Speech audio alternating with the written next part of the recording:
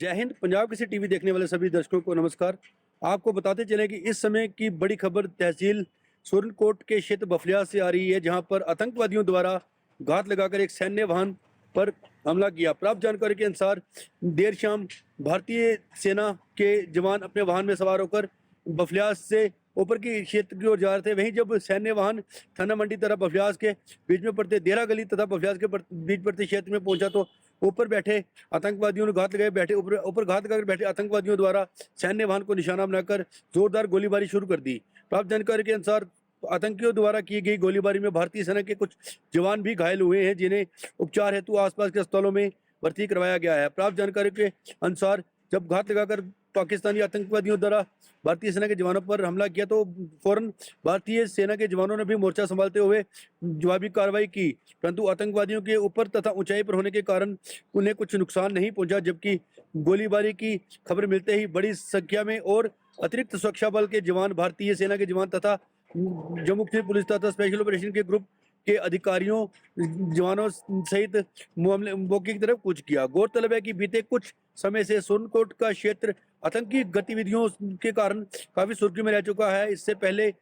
आतंकी तत्वों द्वारा सुरनकोट तहसील स्थित एक मंदिर में उस समय निशाना बनाकर धमाके किए, जब वहां पर कुछ लोग अपनी धार्मिक गतिविधियों में शामिल थे। वहीं उसके बाद बात की जाए अगर कल की, तो बुधवार सुबह भी आतंकी तत्वों द्वारा सुरनकोट तहसील स्थित आर्मड पुलिस के मुख्यालय पर भी धमाका किया, जिसमें कुछ वाहनों को जरूर नुकसान पहुंचा था, परंतु गनीमत रही कि कोई माली नुकसान नहीं पहुंचा। वहीं आज वीरवार देर शाम आतंकवादियों द्वारा घात लगाकर भारतीय सेना के वाहन पर हमला किया, जो कहीं ना कहीं एक चिंता का सबब जरूर है। गौरतलब है कि बीते कुछ समय से क्षेत्र में बढ़ रही आतंकी साजिशों को लेकर जहां सुरक्षा बल पूरी तरह से मुस्तैद है, वहीं एक चिंता का सबब यह है कि इन आतंकी घटनाओं को रोकने के लिए बड़े कदम उठाए जाने चाहिए, क्योंकि अक्सर देखा जाता है कि इन क्षेत्रों में से भारतीय सेना के जवान अक्सर अपने वाहनों पर सवार होकर ऊपर की तरफ रसद लेकर अथवा अपने सैन्य मुख्यालय अथवा आधार शिविरों की तरफ भी जाते हैं। आतंकवादियों द्वारा किए गए हमले के बाद जहां पूरे क्षेत्र को आज घेर कर तलाशी तथा नाकेबंदी तेज कर दी गई है, वहीं मौके पर भारी तादाद में सुरक्षा बल, जम्मू कश्मीर पुलिस तथा विशेष ऑपरेशन ग्रुप का दस्ता भी पहुंच गया है, जो कि पूरे क्षेत्र की घेराबंदी कर